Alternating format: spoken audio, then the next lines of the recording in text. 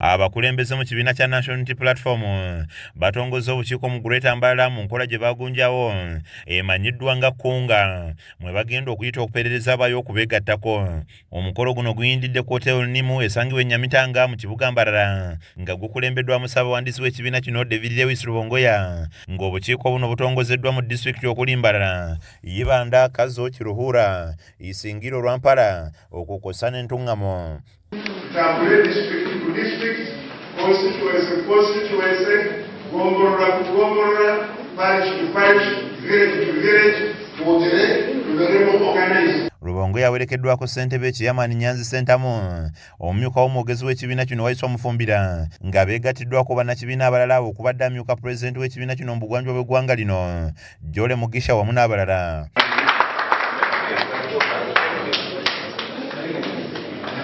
Waliwo abavubuka abeegasse ku kibiina kino nga bano Chairman Nyanzi abakuutidde obutasagaasagana era n'abagumya nti ekibiina mwe bayingidde tekirina gwe kisosola nga bwe bibungeesebwa.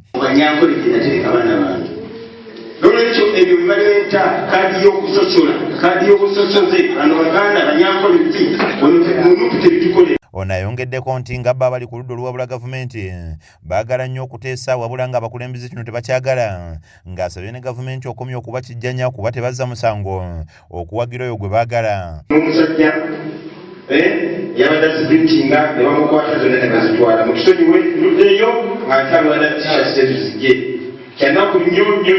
Ye Waiswa Mufumbira ategeezezza nti Uganda weetuuse teyeetaaga kuyiwa musaayi, kyokka nga singa embeera tekyukako Uganda yakuddamu okudobonkana kubanga okunyigirizibwa mu byobufuzi kususse, ng'ayogedde ne ku bbula ly'emirimu, obulyake n'obubbi obw'enkukunala obukudde ejjembe naddala mu bakungu ba gavumenti.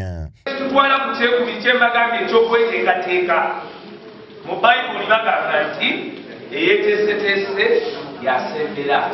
Nene musajja mukristaayo ne booleka kolekula nga bagifuula nti ye Kalamoja naye ng'essente ezabadde zigenda e Kalamoja zaakudde bwani. Ye Ssaabawandiisi Rubongoya asabye abalondeddwa okukulembera obukiiko obulondeddwa okuba abavumu wamu n'okwetegekera byonna ebinaabaawo ng'akalulu ka 2026 tekannatuuka. Joan Katushabe yakusakidde eggulya lino ku KSTV Agaleero.